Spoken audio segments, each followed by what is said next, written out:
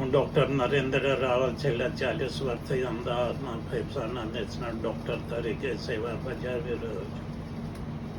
2 દિવસથી અમદાવાદમાં કોરોનાના કેસો નોંધાયા છે.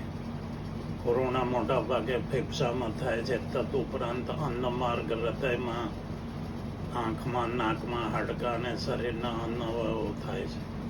કોરોના જ્યારે ફેફસામાં થાય છે ત્યારે સૂકી ખાંસી આવે છે, તાવ આવે છે, અશક્તિ લાગે છે, શ્વાસ ચડે છે, કોઈક વખત ગરફા પણ પડે છે.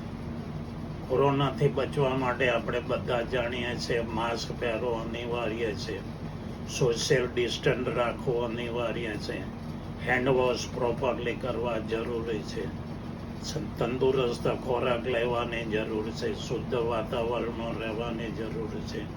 જે બાળકો છે અથવા જે વડીલો છે તેમને ખાસ રાખવાની જરૂર છે. વેક્સિનમાં કોરોનાના વેક્સિન ન લીધા હોય તો લેવા જરૂરી છે. ફ્લૂ વેક્સિન પણ લઈ શકાય. તેની સાથે જે લોકોને ડાયાબિટીસ, બ્લડ પ્રેશર, હૃદયના રોગો છે અથવા તો કેન્સરના દર્દી છે તેમને કોરોનાથી સાવચેત રહેવાની જરૂર છે.